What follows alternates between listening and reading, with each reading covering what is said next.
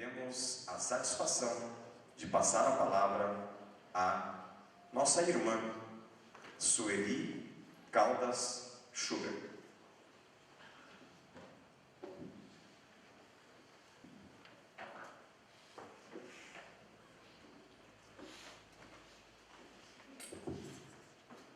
Boa noite.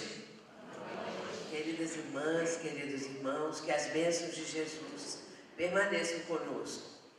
É alegria para nós estarmos aqui, conhecendo a cidade, conhecendo vocês. É um prazer muito grande.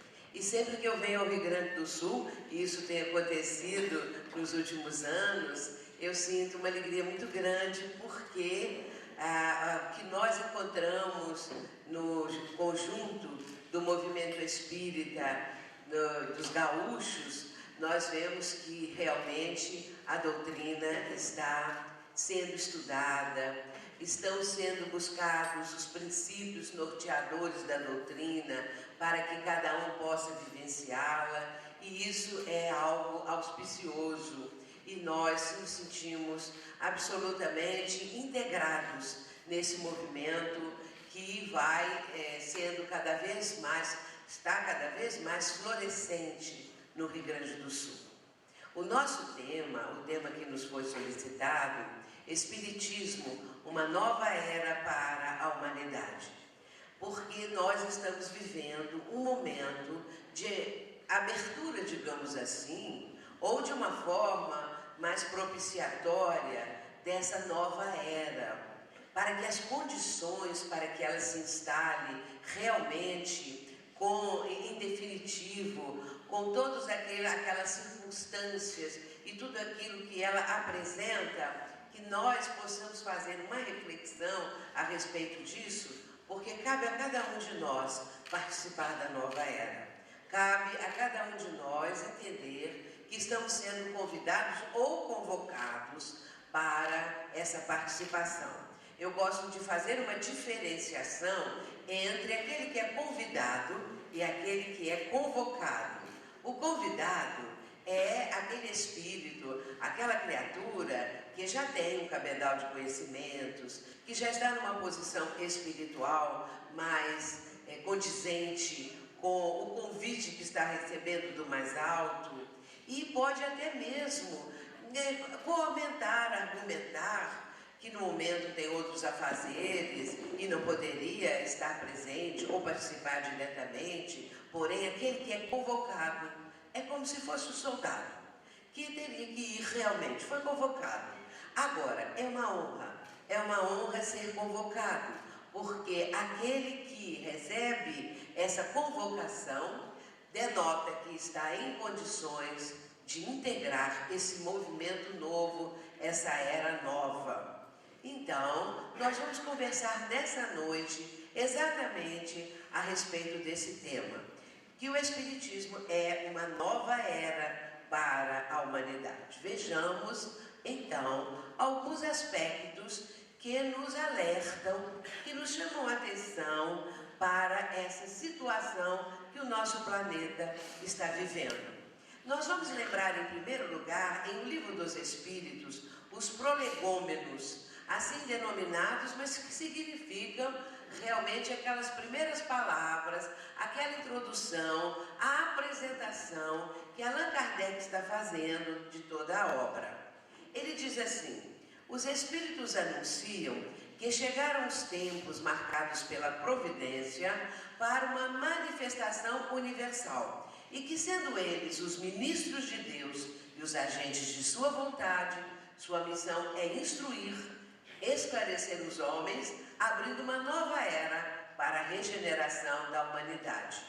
Isso já está na abertura, nas primícias dos ensinamentos dos Espíritos, contidos em um livro básico, que é o Livro dos Espíritos. Portanto, nós já estamos sabendo que os Espíritos do Senhor, aqueles Espíritos que têm a responsabilidade de dirigir os destinos do nosso planeta, presididos, é claro, por Jesus Cristo, é claro que estes Espíritos estão anunciando esses tempos novos, essa era nova.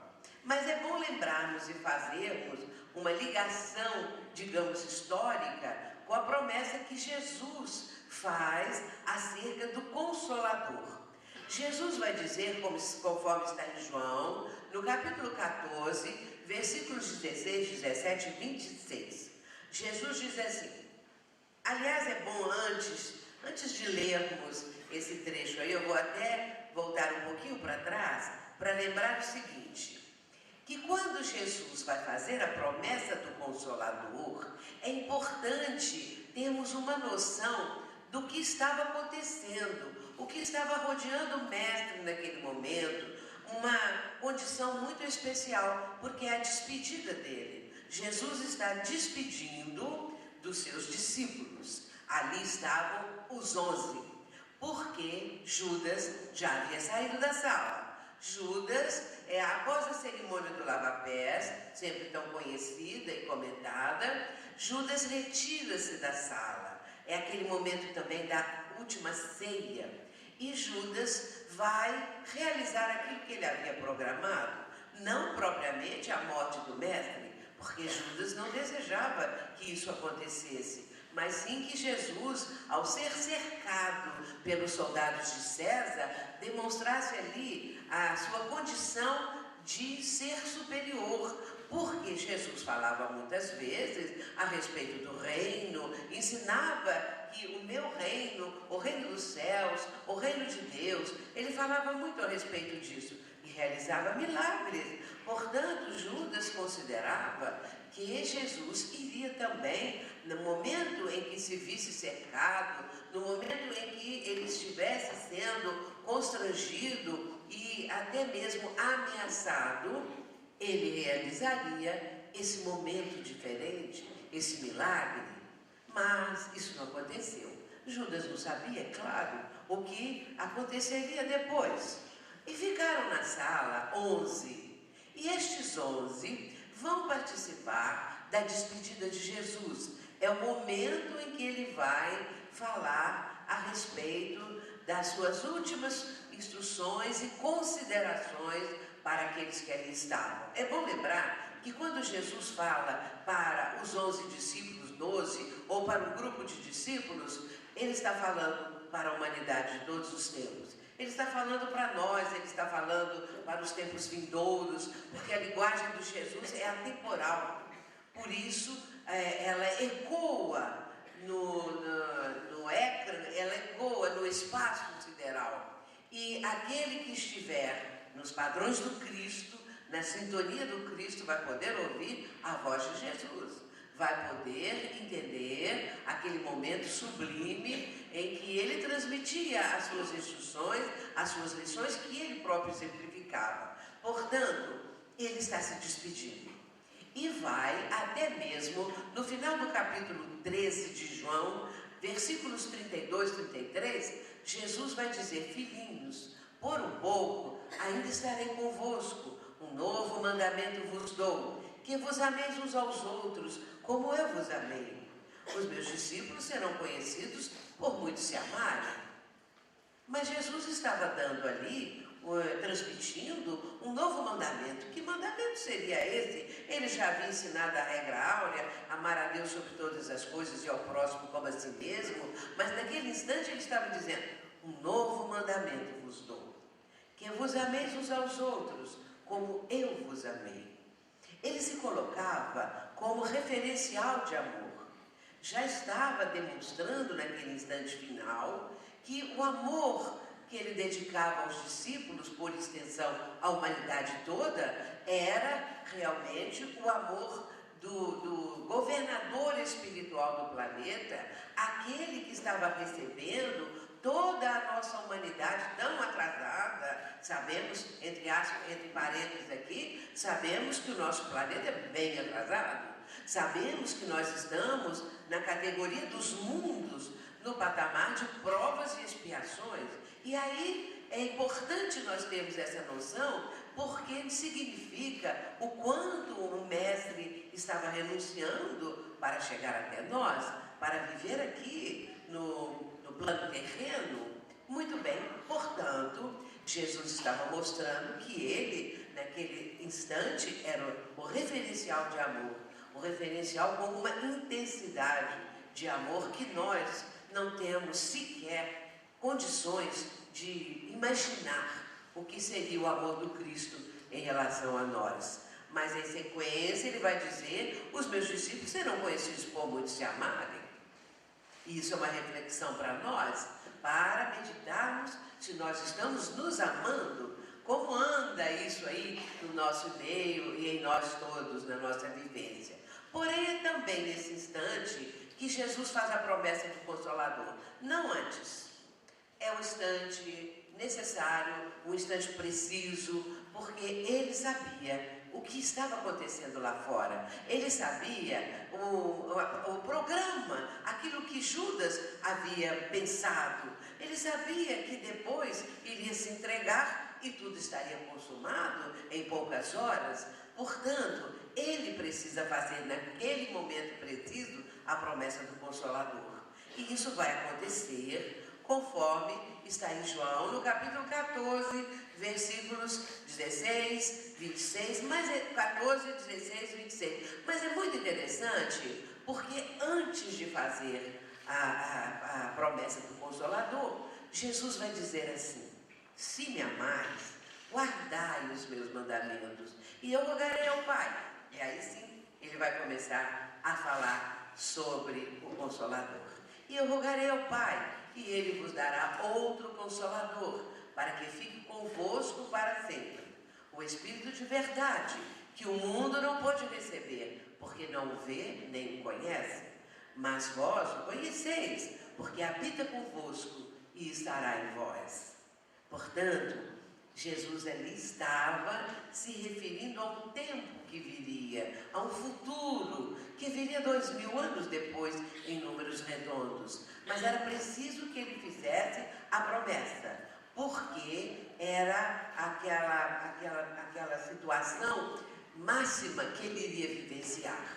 E também o mestre queria abrir uma porta de esperança. Ele deixaria o mundo no sentido de estar no plano físico, mas ele prosseguiria e enviaria, como ele diz aqui, outro Consolador, para que ficasse para sempre com as criaturas humanas, porque naquela hora não haveria condições de que as criaturas entendessem a mensagem do Consolador. Mas a promessa é feita e vamos ver depois o que vai acontecer. Ainda na continuação e finalizando, ele diz: mas aquele Consolador, o Espírito Santo, que o Pai enviará em meu nome, vos ensinará todas as coisas e vos fará lembrar de tudo quanto vos tenho dito. Ele sabia de tudo o que iria acontecer. Sabia também que as próprias criaturas humanas iriam deturpar os seus ensinamentos. Os ensinamentos foram, nós sabemos, completamente alterados, modificados, foram suprimidas várias partes, vários trechos. Jesus sabia, por isso ele diz que esse Espírito Santo, ou seja, o conjunto de espíritos evoluídos, estava, portanto, vindo em nome de Deus, em nome do Pai, ele diz aqui, e vai ensinar tudo o que precisava ser ensinado, também refazendo que lembrassem as palavras que ele deixara como legado máximo para a humanidade. Mas é bom lembrarmos uma questão também importantíssima para esse início da nossa conversa, porque nós estamos trazendo esses textos para dar um início à conversa da noite de hoje, para que nós tivéssemos uma linha diretriz dos pensamentos que estaremos abordando. Há uma questão, e essa 627, na qual Kardec, fazendo uma pergunta, e como sempre as perguntas que Kardec apresentava e apresenta em O Livro dos Espíritos são perguntas realmente notáveis, porque quando Kardec fazia uma pergunta, não quer dizer que ele não soubesse, não quer dizer que ele era completamente ignorante de tudo que ele estava perguntando, pelo contrário, ele sabia tudo que ele estava perguntando. Ele sabia a resposta, porque senão não saberia fazer as perguntas, não saberia dividir a tábua das matérias como ele fez, como excelente pedagogo que era, professor Hipólito Leão Denis Avivaio, que vai lançar o Livro dos Espíritos em 18 de abril de 1800. Uai, esqueci. Essa é boa. Ele vai lançar o Livro dos Espíritos, então, nesse dia 18 de abril. Agora, vê se vocês deletam isso aí, que eu vou chegar lá. Muito bem. Então, eu sou assim, de vez em quando desce branco, que depois se torna um branquinho e depois desaparece finalmente, porque eu vou me lembrar. Então, aconteceu que Allan Kardec, em 1857, vai lançar o Livro dos Espíritos no dia 18 de abril de 1857. Muito bem. Nesse caso, ele estava, como pedagogo famoso, direcionando todo o seu cabedal de conhecimentos para compor essa obra, para realizar as perguntas, para fazer com que houvesse um encadeamento de ideias, e isso é muito importante. E nesse caso, uma das perguntas básicas é a 627. Uma vez que Jesus ensinou as verdadeiras leis de Deus, qual a utilidade do ensino que os Espíritos dão? Terão que nos ensinar mais alguma coisa? Ele está perguntando que seria de útil por tudo aquilo que os Espíritos estavam ensinando. E se teriam mais coisa para ensinar? Porque às vezes poderia pensar assim, bom, já sabemos bastante, tem mais coisa para ser ensinada, tem mais coisa que nós devemos aprender. E os Espíritos vão responder de forma notável. Jesus falava conforme o tempo e os lugares. Eles já começam a dizer assim, os Espíritos, a falange do Espírito de verdade que está respondendo. Jesus falava conforme o tempo e os lugares.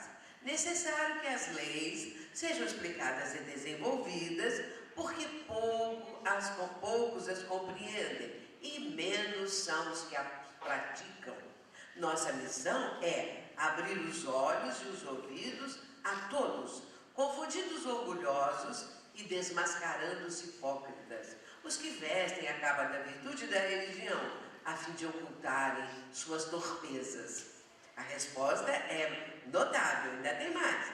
Eles estão dizendo aqui que as leis que Jesus deixou deveriam ser mais bem explicadas, já que naquela época não teria havido condição para isso. E ele vai dizer que a missão deles, dos Espíritos, é abrir os olhos, os ouvidos, ou seja, abrir a mente, uma mudança de mentalidade, a partir do momento que as criaturas apreendessem os ensinos dos Espíritos. E nessa hora, os orgulhosos, os hipócritas, estes estariam também sendo chamados, sendo instruídos, sendo convocados, afinal de contas, para que pudessem mudar o rumo de suas vidas.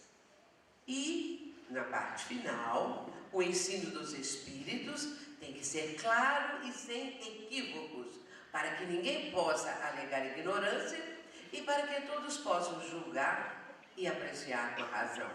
Estamos incumbidos de preparar o reino do bem que Jesus anunciou. Os Espíritos, portanto, já estão mostrando a importância, a necessidade e o tempo certo para a vinda desses ensinamentos. Havia realmente toda uma preparação que veio vindo através desses 2 milênios para que, então, no momento certo, o Espiritismo, o Consolador prometido, no caso, cumprindo a promessa de Jesus, se tornasse uma realidade. E é isso que vai acontecer, conforme nós citamos, em Paris, em que o professor Rivaio, que assume o pseudônimo de Allan Kardec, lança, em 1857, 18 de abril. Eles estão incumbidos de preparar o reino de Deus, para que ninguém possa interpretar a lei de Deus ao sabor de suas paixões, nem falsear o sentido de uma lei toda de amor e de caridade. Portanto, essa lei que a doutrina espírita está mostrando, apresentando, ela tem como base o amor e a caridade. E nós sabemos que a bandeira da doutrina espírita é: fora da caridade não há salvação.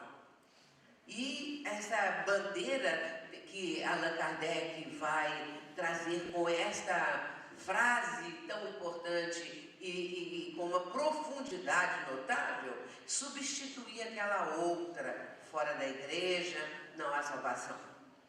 É fora da caridade, ou seja, fora do amor. E nós, nessa hora, já que falamos do professor Rivaio, que assume o pseudônimo de Allan Kardec, ele realiza um trabalho notável, porque o professor Hipólito Léon Denisard Rivaio era um pedagogo famoso, como eu mencionei. Ele já havia publicado várias obras nessa especificidade a que ele se dedicava.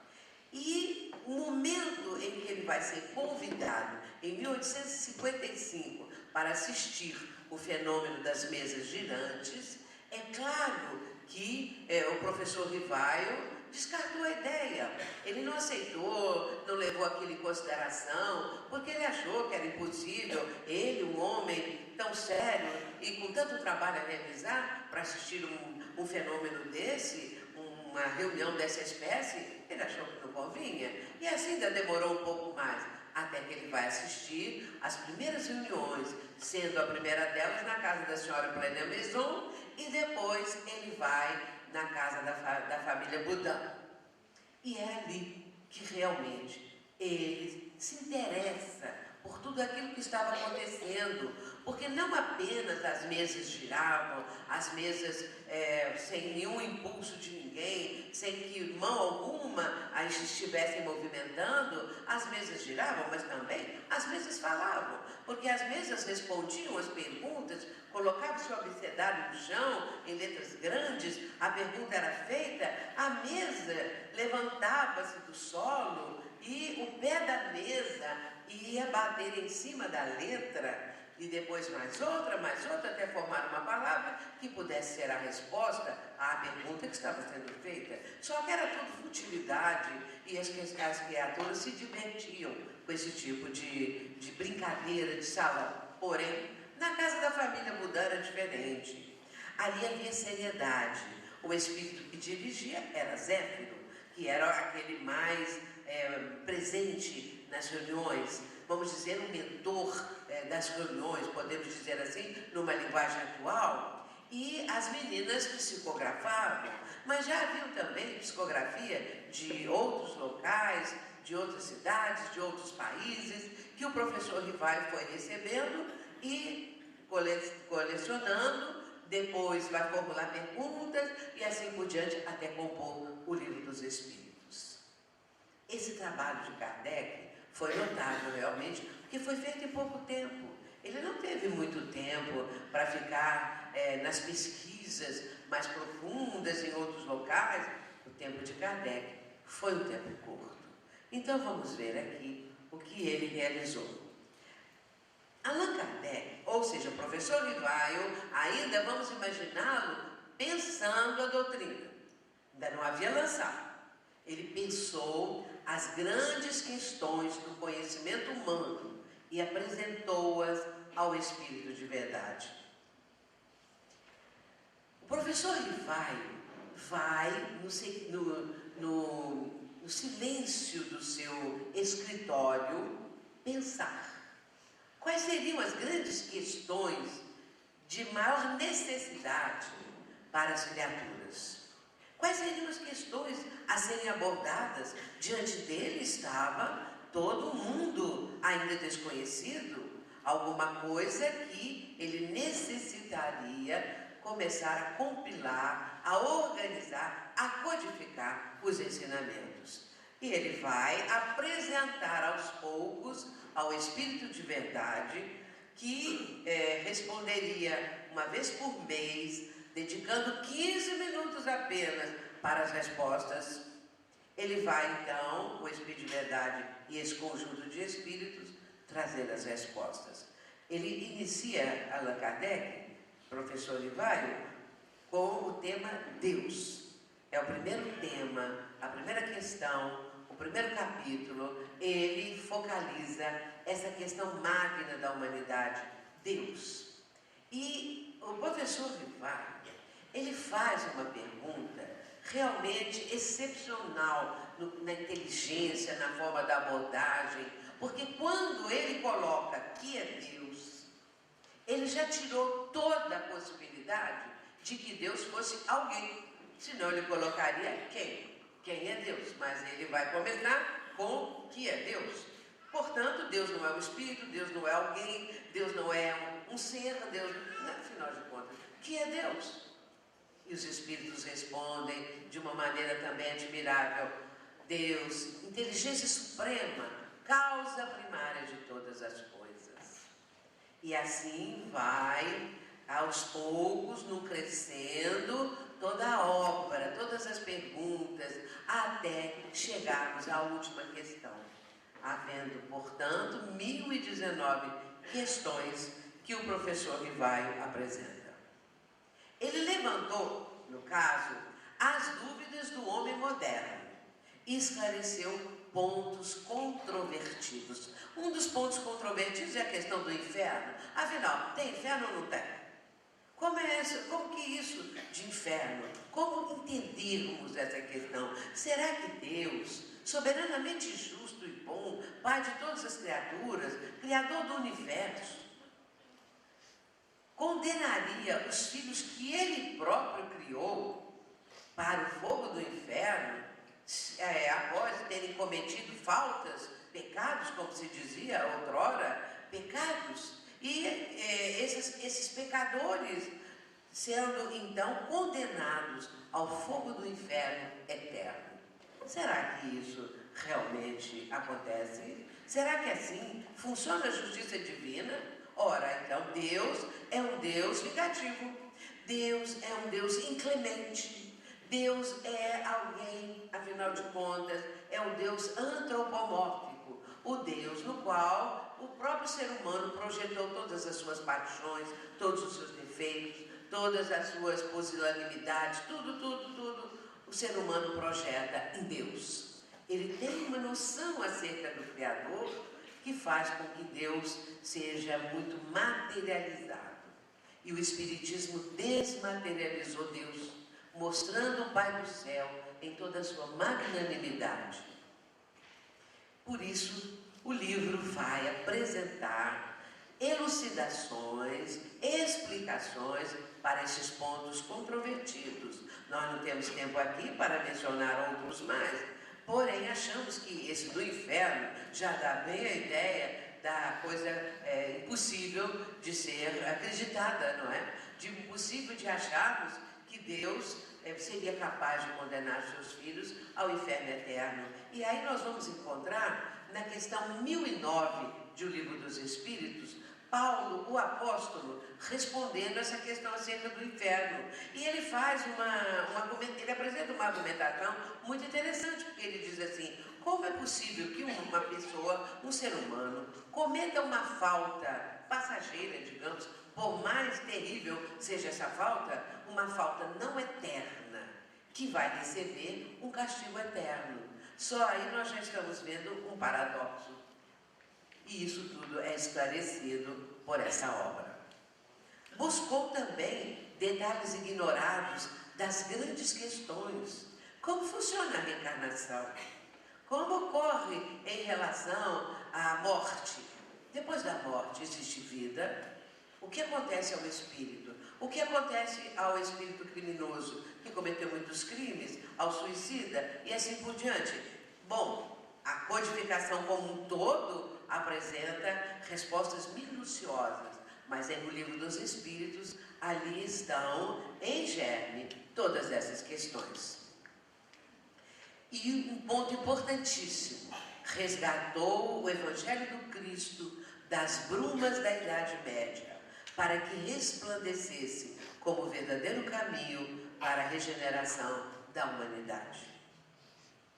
Nós temos aí uma noção muito pequena, muito assim simplificada, do grandioso trabalho realizado por Allan Kardec na questão da composição de O Livro dos Espíritos e depois dos desdobramentos, porque o próprio Allan Kardec vai dizer mais tarde, depois do lançamento do livro, que ele não imaginava, aliás, 10 anos depois do lançamento do livro, que a obra fosse depois desdobrada em outras tantas obras.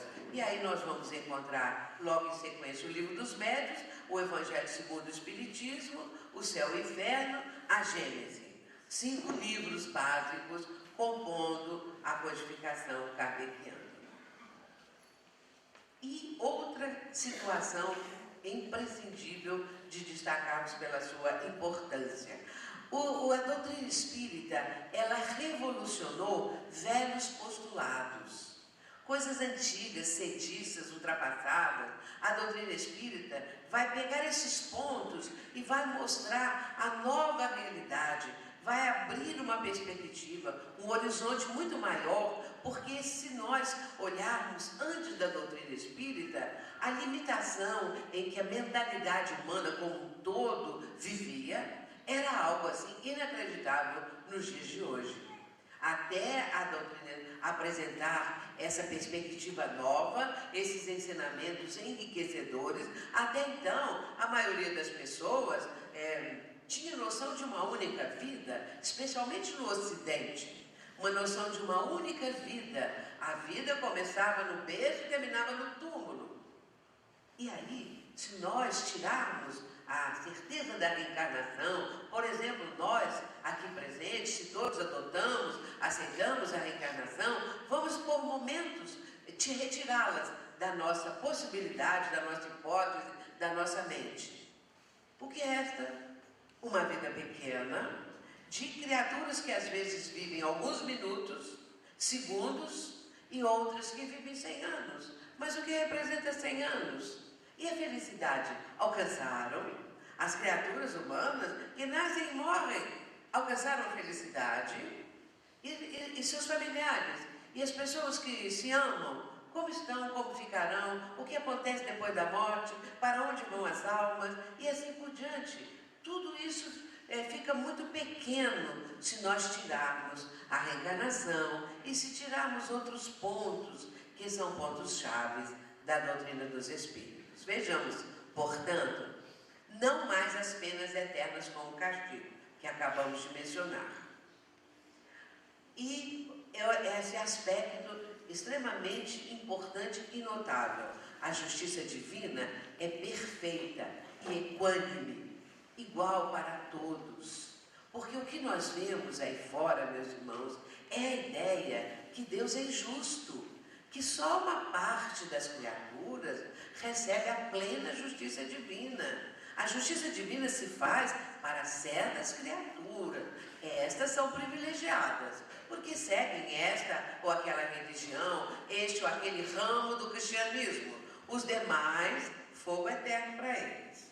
E é bom dizer que os espíritas já têm o seu lugarzinho no inferno, porque para nós que não aceitamos as coisas como deveriam ser aceitas, segundo nossos irmãos, nós vamos para o inferno. Portanto, essa noção, ela é completamente contraditória, tudo que Jesus ensinou, e também até o bom senso, e até a nossa capacidade de pensar. Será que a justiça do Pai do céu é assim? Será que ela privilegia alguns em detrimento de outros? Ou ela é equânime, igual para todas as criaturas?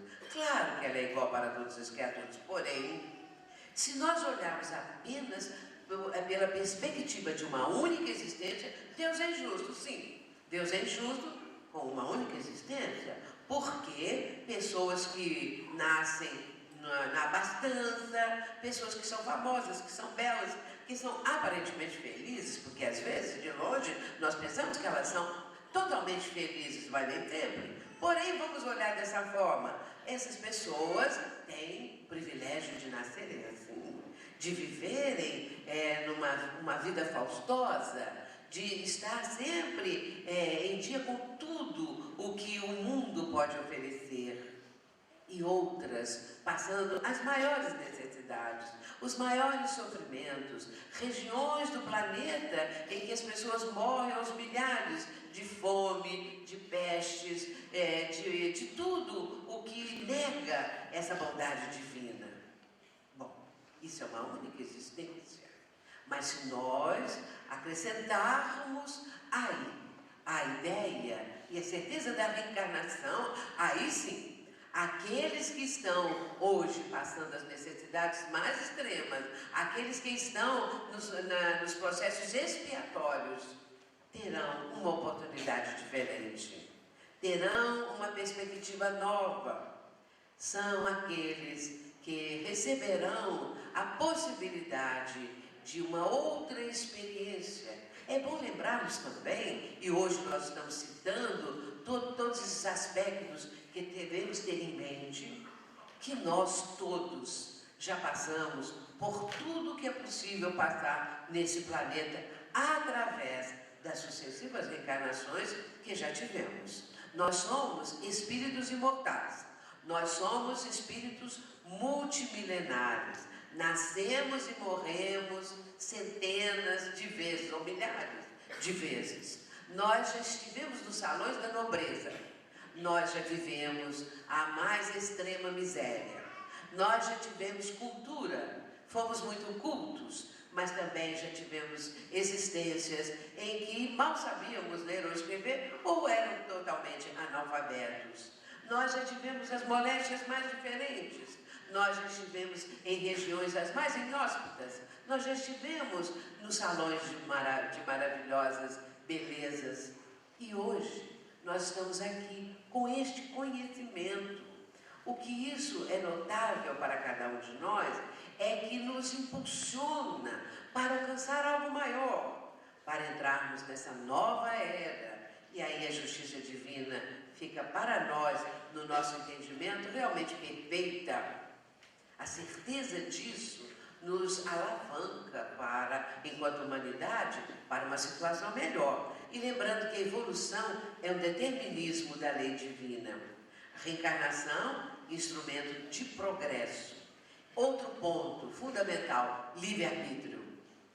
Quando somos criados por Deus, Ele vai nos dotar, além da inteligência, além da consciência, que é algo também muito especial, porque o ser humano é a sua própria consciência, a consciência do espírito imortal, é dotado de livre-arbítrio no momento da criação, no momento em que fomos criados por Deus. Ele vai nos dotar da condição de exercermos a preferência, as livres opções. Nós vamos ter a liberdade de escolha. É claro que no início, em que o espírito é criado, essa liberdade, esse livre-arbítrio, ele não está no pleno gozo das suas possibilidades. É claro que não. É como a criança que, ao nascer, nos primeiros anos de vida, tem uma liberdade controlada. Uma liberdade que nos primeiros meses nem existe, para que depois, à medida que a criança começa a andar e a crescer, a liberdade vigiada pelos pais, pelos responsáveis, até que ela tenha condições de exercer o seu próprio livre-arbítrio, a sua própria escolha, a sua própria liberdade. Portanto, o livre-arbítrio é um aspecto importantíssimo que a doutrina veio mostrar. E que a felicidade é uma conquista pessoal. De repente, nós ficamos sabendo que somos autores da nossa felicidade, que nós podemos tomar as rédeas do nosso destino nas nossas próprias mãos. E as pessoas nem sempre gostam de si mesmas, as pessoas nem sempre sabem como alcançar a felicidade. Muitas vezes as pessoas colocam a felicidade nos ombros do outro. Eu só vou ser feliz se ficar com fulano ou com fulana. Eu só vou ser feliz se eu tiver dinheiro, se eu tiver isso, se eu tiver aquilo. Eu só vou ser feliz. E a pessoa fica cheia de ideias que, na verdade, não correspondem àquilo que a bondade divina está apresentando para os seres humanos. A felicidade nós conquistamos. Nós aprendemos a conquistá-la. Por isso que Jesus vai dizer que a regra áurea é amar a Deus sobre todas as coisas e ao próximo como a si mesmo. O que isso tem a ver com a felicidade? Muita coisa. Deus deve ser amado, sim, mas nós temos que amar ao próximo para aprender a amar a si mesmo, para aprender a amar ao próximo e depois amar a Deus. Mas como que nós vamos amar a nós mesmos? Aí começa a dificuldade, porque muitas pessoas não gostam delas mesmas, se odeiam, acham que não valem nada, que são desprezíveis, e essas pessoas não conseguem, portanto, sair daquilo que Joana de Ângeles chama de cela pessoal. Joana de Ângeles, ela diz assim, a mentora de Divaldo Franco, ela diz assim, numa das suas notáveis frases: sai da tua cela pessoal e vai ao encontro daqueles que sofrem mais do que tu.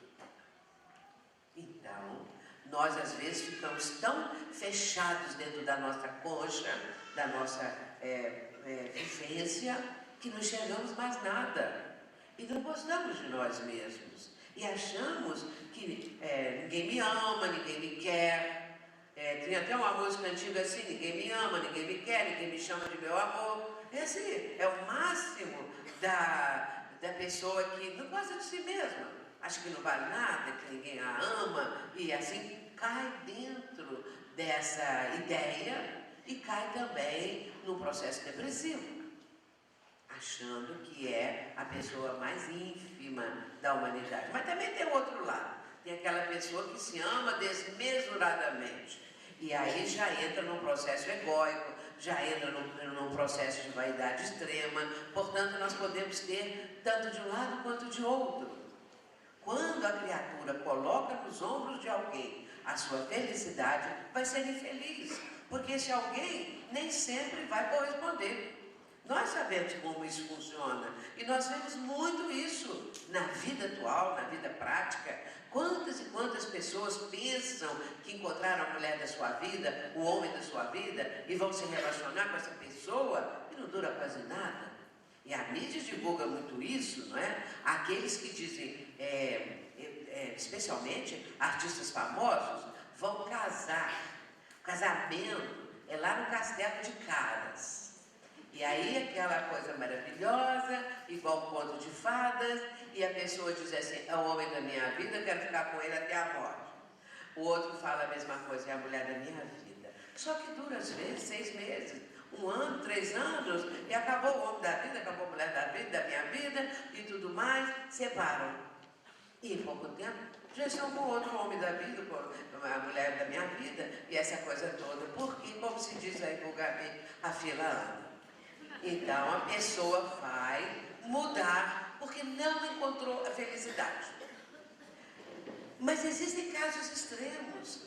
Quando num relacionamento uma pessoa rompe o relacionamento e resolve ir embora, arruma as malas e está de saída. A outra vai rastejar no chão. Vai dizer: pelo amor de Deus, não vai, senão eu morro, eu não sei viver sem você, e aquela coisa toda, e chora, e pede, implora, essa coisa toda. Mas o outro quer ir embora, e está feliz. Abre a porta, pega as malas e vai embora. E quem fica vai dizer assim: vou me matar, porque eu não aguento ficar sem essa pessoa. Ou seja, a criatura não se ama nem um pouquinho, só ama aquele outro lá. Mas, na verdade, o relacionamento deles não era amor, era uma paixão. Uma paixão, assim, que não dura nada, não é? E a criatura resolve que vai se matar. Outros vão para as drogas, outros entram no processo depressivo. Mas aquele que resolveu se matar, acabou não se matando. 1 ano depois, está lá no lugar, lá no bar, qualquer lugar assim, e lembra assim: pois ainda bem que eu não me matei por conta daquele traje, que agora eu estou aqui feliz. Aí a pessoa descobriu que ela pode ser alguém, que ela pode viver sem uma pessoa. Agora, isso vai trazer para nós, esse conhecimento, uma fundamentação na nossa vida, que nós podemos trabalhar a nós mesmos, gostar de nós mesmos, achar graça em nós mesmos. E a partir daí, nós vamos ter um relacionamento muito melhor com o outro, com a outra, o que quer que seja. É preciso fazer esse caminho para que a felicidade aos poucos venha até nós. Nós também sabemos que é uma felicidade passageira, é uma felicidade de momentos de felicidade. Momento de felicidade passa rapidamente. A doença, um instante de doença, um horário de doença, um momento de doença, esse demora a passar. A felicidade vai embora depressa, segundo nós pensamos. Mas aprendendo a amar a si mesmo, o ser humano aprende a amar ao próximo. Quando fala em próximo de quem nós pensamos, bom, eu vou amar ao próximo. Quem é o próximo? Para o próximo eu vou dar cesta básica. Então, vou dar cesta básica, eu vou ajudar, vou lá no centro espírita, eu vou lá na igreja, não sei o que, eu vou ajudar o próximo. Mas esquece que tem um próximo mais próximo, que é dentro de casa. Dentro de casa está o próximo mais próximo. E é esse próximo que nós temos que aprender a amar. Muitas vezes um parente difícil, complicado, e que nós precisamos conquistar com tudo aquilo que a doutrina espírita nos apresenta de recursos. E aí chegamos a amar a Deus. E as leis morais, leis que estão na nossa consciência.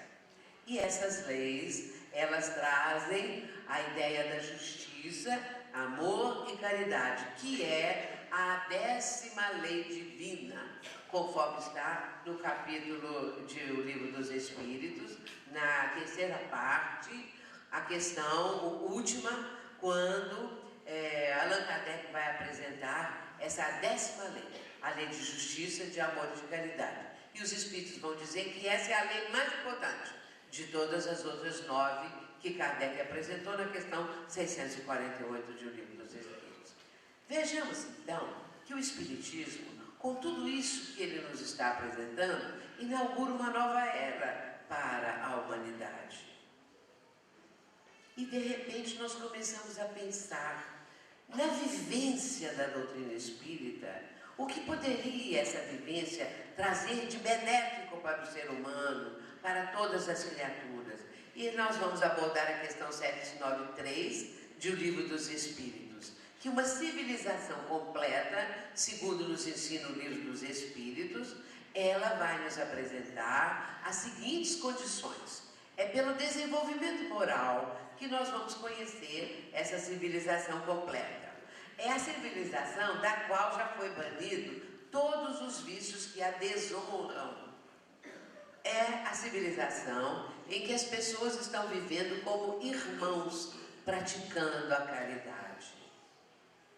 A primeira fase da civilização já começa a se desenhar para nós.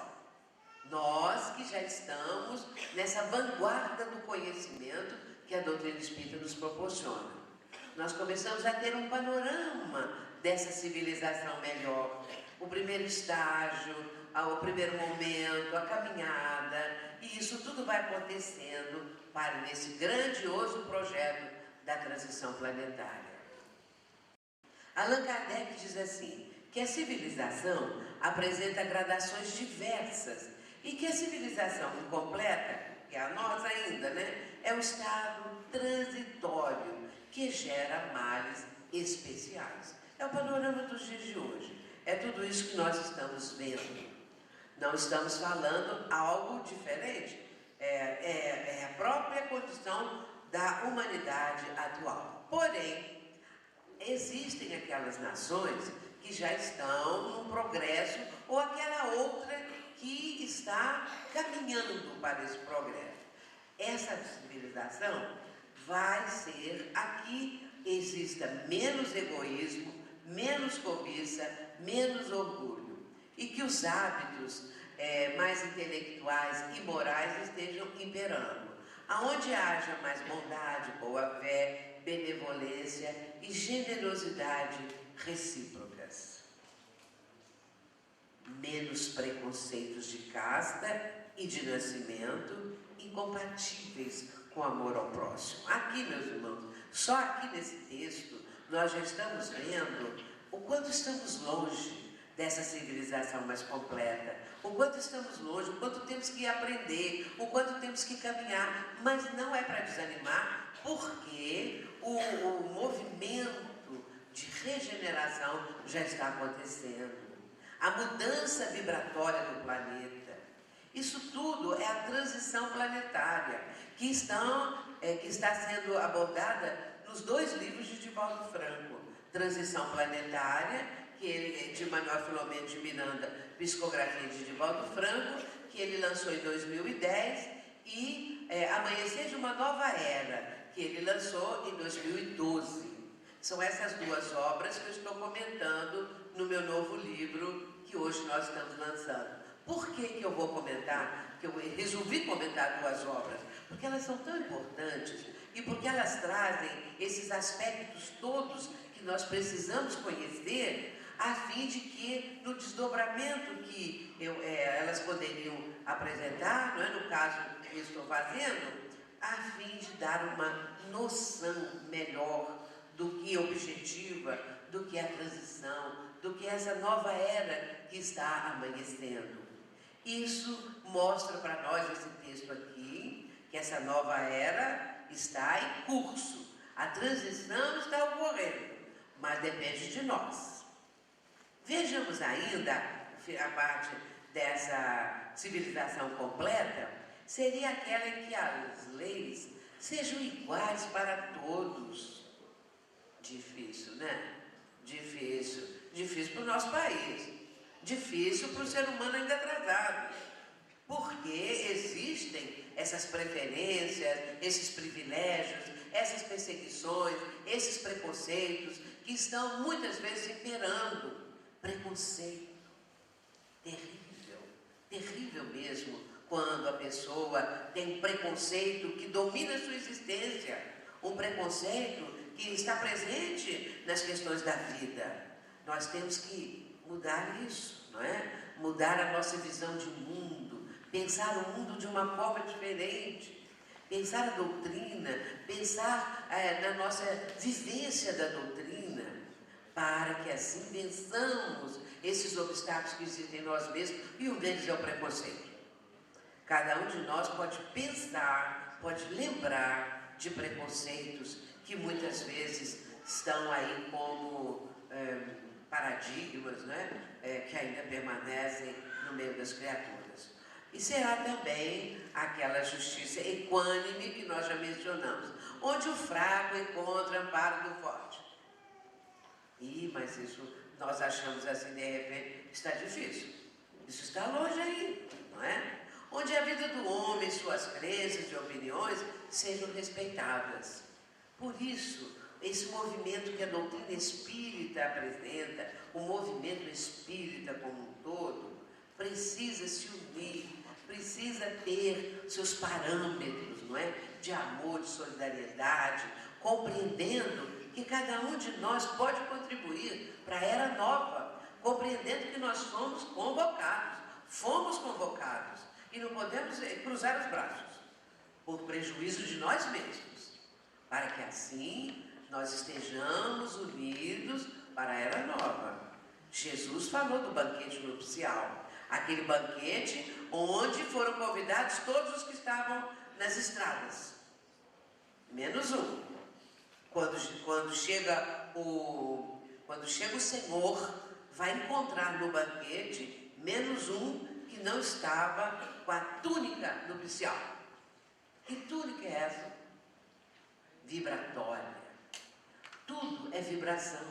A mudança de planeta, de provas e expiações para a regeneração é vibração.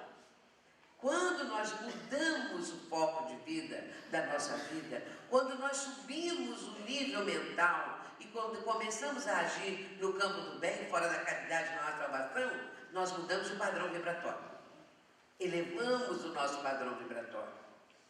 E aí nós podemos realmente entrar nessa civilização aqui, que está sendo mencionada por Allan Kardec, onde existe menor número de infelizes, onde o homem de boa vontade esteja certo de não lhe faltar o necessário. Panorama às vezes difícil de ser alcançado, mas que pode ser trabalhado, pode ser cada vez mais buscado por todos nós. E alguns, nós já sabemos, já estão no nível que Kardec está propondo e que a espiritualidade superior propõe. Mas Emmanuel também comenta isso. Vamos ver a síntese de Emmanuel. Ele diz assim: a civilização com Jesus resumir-se-á em 4 itens. Vamos ver os itens. Evolução, sim. Violência, não. Solidariedade, primeiro. Educação, sempre. 4 pontos básicos. 4 pontos essenciais que vão dar condições de uma civilização com Jesus. Evolução, violência, não. Solidariedade primeiro e educação sempre. Ou podemos fazer em sentido inverso: educação sempre, solidariedade primeiro, decorrência disso, violência não, e evolução sempre, constante. Esse é Emmanuel. E aí ele vai dizer assim: se quisermos um mundo melhor, saibamos construí-lo, amemo-nos para instruir-nos reciprocamente, começando pelo respeito de uns aos outros. Isso está no livro muito bom. Chico Xavier pede licença no capítulo 33. Nós temos que nos amar e temos que nos instruir. Não é isso que o Espírito de Verdade está propondo? Espíritas, amai-vos. Eis o primeiro ensinamento, instruí-vos, eis o segundo. E que está trazendo para nós, nessa mensagem do Espírito de Verdade, que está no Evangelho segundo o Espiritismo, no capítulo 6, todo um programa de vida.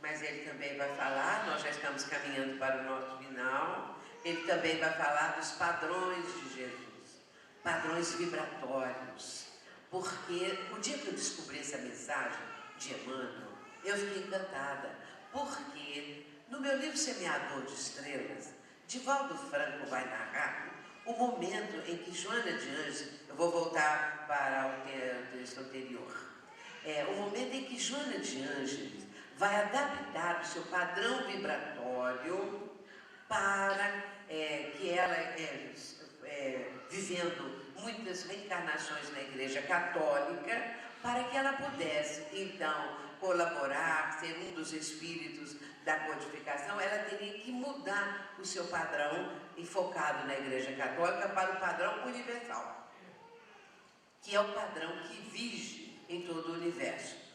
No mundo espiritual, espíritos evoluídos, não importa se eles foram de tal ou qual religião, seita, ou não tinha religião nenhuma, não importa. O que importa é a vibração, é o padrão vibratório. E como o padrão vibratório é alcançado? Pelo bem que a pessoa possa fazer, ou pelo mal que ela faz. Pelo mal que ela faz, sendo uma pessoa que comete crimes hediondos, crimes de toda sorte, ela vai para o plano inferior, porque o seu padrão é inferior. Mas se ela vive no campo do bem, se ela vive, como diz André Luiz, mencionando no livro No Mundo Maior, a questão de que nós temos no nosso plano, na nossa mente, não é? A parte superior da nossa mente é a parte do ideal. Então, se a pessoa vive um ideal maior, o que acontece? Ela eleva o padrão vibratório. E Jesus, no Sermão do Monte, ele diz: bem-aventurados os mansos, porque estes herdarão a terra. Os mansos, os pacíficos, eles herdarão a terra. Só vão ficar no planeta os que estiverem no padrão vibratório dos bons, dos pacíficos, dos seres amoráveis, daqueles que já estão vivendo a civilização completa por antecipação. Portanto, nessa questão do padrão vibratório, é que nós vamos entender tudo isso que a transição planetária nos ensina e nos apresenta. Então vamos ver os padrões do Cristo. Quando eu descobri isso, eu fiquei encantada. Porque Joana de Ângeles adaptou o seu padrão vibratório ao padrão universal para ser um dos espíritos da codificação. Agora Emmanuel vai falar dos padrões de Jesus para nós. Metamorfose essencial para nós será sempre aquela que nos alcance o imo da alma Isso equivale a dizer que, para renovarmos em verdade no modelo do Cristo, é necessário, acima de tudo, sentir nos padrões do Cristo, para pensar, observar, ouvir e agir com acerto na realização da tarefa que o Cristo nos reservou. Sentir nos padrões do Cristo, sentir nos padrões vibratórios do Cristo. Pensar, observar, ouvir e agir com acerto nessa tarefa a qual nós estamos reservados, a qual nós fomos convocados. É um livro imperdível, Palavras de Vida Eterna, no capítulo 16. Os sinais dos tempos aí estão. Quanto mais se avança, mais se sente o que falta, não é? Sem que se possa definir claramente o que seja. Mas uma mudança tão radical como essa não pode realizar-se sem comoções.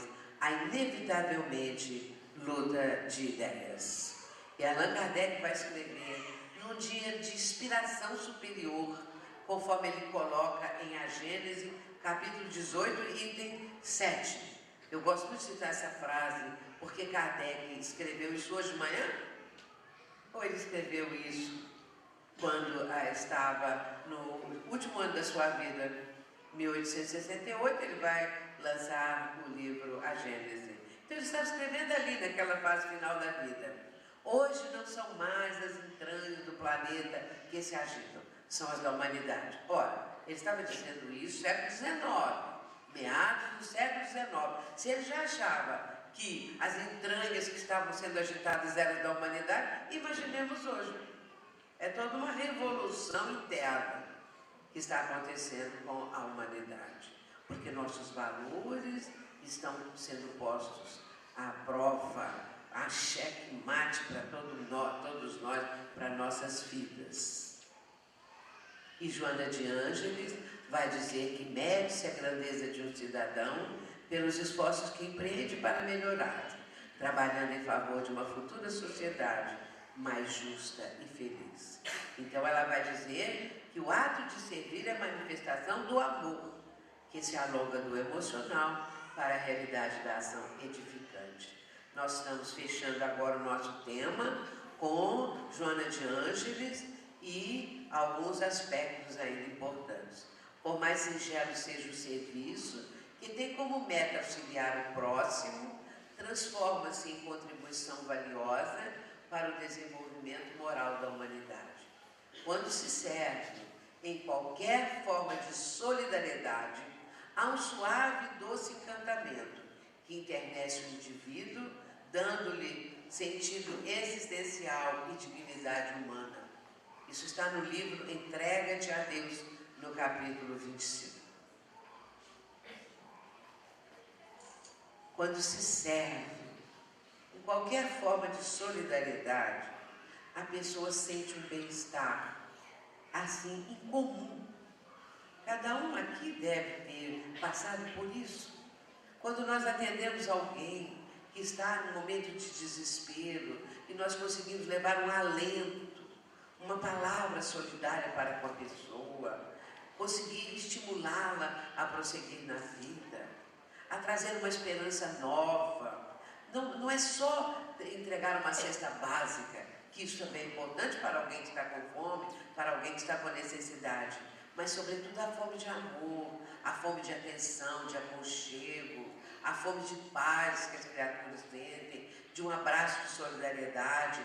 Lá fora, nós fomos recebidos aqui nessa escola com a questão do sorriso, não é? Que foi, assim, um movimento dos jovens muito bonito, que nós devemos sorrir. E realmente, devemos sorrir, mas sorrir mostrando o nosso mundo íntimo, que estamos felizes com o conhecimento que temos. Aquilo tudo que a doutrina nos transmite, eu posso estar chorando, eu posso estar passando uma provação, e a gente sempre está passando por isso, nós sempre estamos vivendo essas questões, mas eu sei que eu sou feliz, porque eu conheço o motivo da minha expiação, da minha provação, da minha condição de dificuldade, eu sei. Então eu sou feliz porque eu sei, porque ignorar uma infelicidade, um desencontro, qualquer coisa, ignorar o motivo, dá um desespero para a pessoa. Mas Deus então não está cuidando de mim?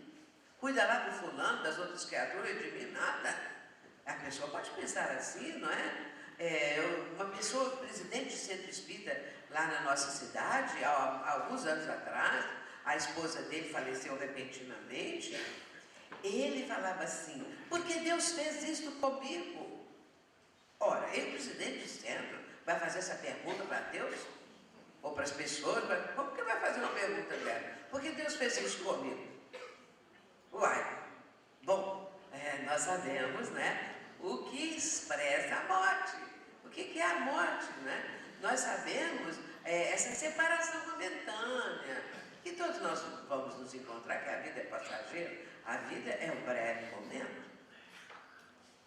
E assim, nós vamos começar agora pelo fim do Livro dos Espíritos, começar a falar a parte final do Livro dos Espíritos. É a questão 1019. Kardec abre com a questão acerca de Deus e fecha o Livro dos Espíritos com a questão do reinado do bem. Afinal, o reinado do bem um dia vai acontecer, ele poderá ser implantado na Terra. E os Espíritos respondem: o bem reinará na Terra quando entre os Espíritos que vêm habitar os bons predominarem, porque então farão que aí reine o amor e a justiça, fonte do bem e da felicidade. Por meio do progresso moral, praticando as leis de Deus, o homem atrairá para a terra os bons espíritos e dela afastará os maus. Atrairá para a terra, questão vibratória, questão de amorosidade, de solidariedade, de amarmos uns aos outros. Agora, é claro que vão herdar a terra aqueles que estão nesse patamar, aqueles que já têm essa compreensão. Por isso Jesus vai falar no sermão profético, conforme está em Marcos capítulo 13, no capítulo 13 de Marcos.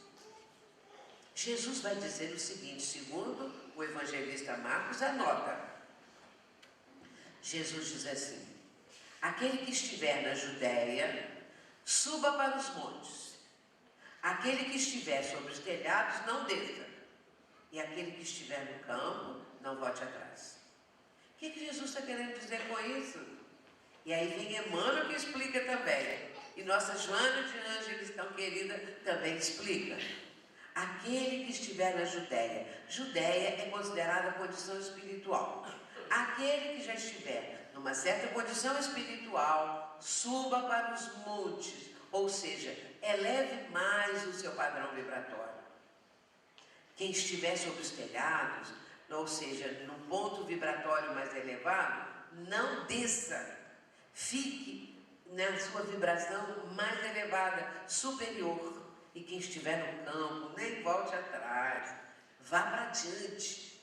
Jesus está mostrando isso, porque é a transição. É esse momento em que tudo vai ser colocado para uma mudança, não é? Necessária. E então os espíritos dos maus vão ser recambiados para mundos primitivos e vão herdar a terra os que estiverem na Judéia, os que estiverem nos telhados, os que estiverem no campo. Estes já apresentam um padrão vibratório, que é o padrão do Cristo, e poderão herdar a terra. Esse reinado do bem, então, vai acontecer a partir daí. E Emmanuel, para encerrar, nos ensina o seguinte: o Espiritismo, na sua missão de consolador, é o amparo do mundo neste século de declives da sua história. Só ele pode, na sua feição de cristianismo redivivo, salvar as religiões que se apagam entre os choques da força e da ambição, do egoísmo e do domínio, apontando ao homem os seus verdadeiros caminhos. Isso está em A Caminho da Luz, no capítulo 25, e ainda acrescentando que, vamos parar aqui só um instantinho, acrescentando que só Jesus que é a luz do princípio, diz Emmanuel neste mesmo capítulo, poderá manter as criaturas humanas que estão nessa grande travessia, nessa grande transição planetária, fazendo a separação necessária entre os que estão no padrão vibratório inferior e aqueles que deverão herdar a Terra. Só Jesus, o governador espiritual do planeta,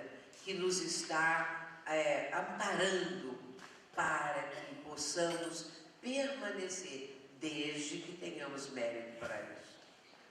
A esperança, sim, a esperança. Nós sabemos, cada um sabe de si, sabemos se estamos mudando o nosso patamar evolutivo, se estamos mudando a nossa mentalidade, porque tudo isso também, meus irmãos, é uma mudança estrutural de mentalidade. Temos que mudar a base estrutural da nossa mentalidade. Se temos preconceitos, vamos vencê-los. Se somos pessoas exigentes, se somos pessoas que não aprendemos ainda a perdoar, se somos pessoas que não aprendemos a amar ao próximo dentro de casa e lá longe, o próximo mais distante, enfim, se nós estamos distanciados do ensinamento do Cristo, cuidemos, porque poderemos ser também enviados para o mundo inferior. Ou então, se nós já estamos alcançando tudo isso, vamos ficar na Terra, vamos herdar a Terra, porque Jesus é o Mestre por excelência e nos abre essa perspectiva. Eu sou um bom pastor, ele diz. Vós sois as ovelhas. E o bom pastor conhece as suas ovelhas pelo nome. Nenhuma das ovelhas que meu pai me confiou se perderá. Em outro momento ele diz, eu sou a luz do mundo. Enquanto estou no mundo não haverá trevas. Mas depois ele vai dizer, vós sois a luz do mundo. Vós sois o sal da terra. Ele está validando o ser humano, valorizando o ser humano, dizendo que somos, ou podemos ser, ou chegaremos a ser o sal da terra, a luz do mundo. Para isso, nós estamos aprendendo com ele. E para encerrar, nós vamos apresentar agora a prece de José Silvério Horta, através da psicografia de Chico Xavier, que está no Parnaso de Aletúnio, cujo título é Oração.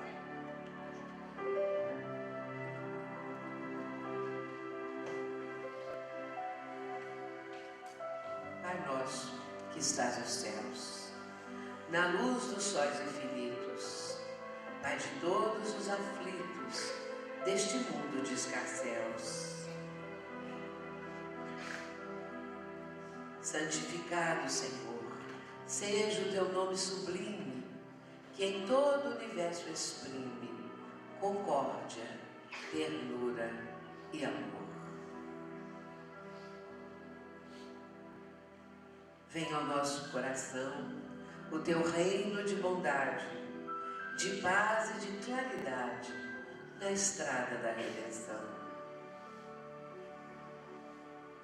Cumpra o teu mandamento, que não vacila nem erra, nos céus como em toda a terra, de luta e de sofrimento.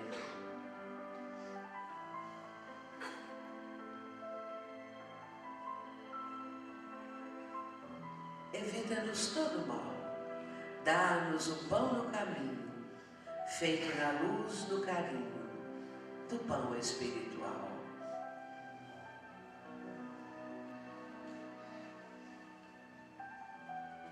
Perdoa-nos, meu Senhor, os débitos tenebrosos, de passados escabrosos, de iniquidade e de dor.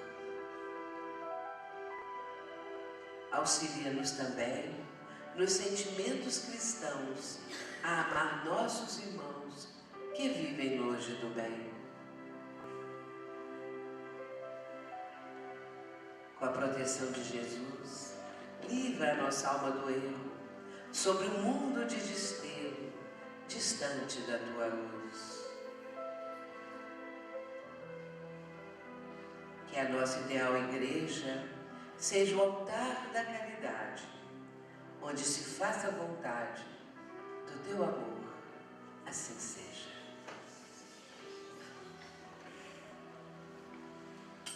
Com essa prece, meus irmãos, nós estamos agradecendo a presença de vocês todos, o convívio dessa noite, a oportunidade de termos aqui essa confraternização das nossas vibrações, das nossas almas, e que possamos viver a grande transição dentro desse patamar vibratório, para que no mundo de regeneração, um dia, nós nos encontraremos. Muita paz, muito obrigada.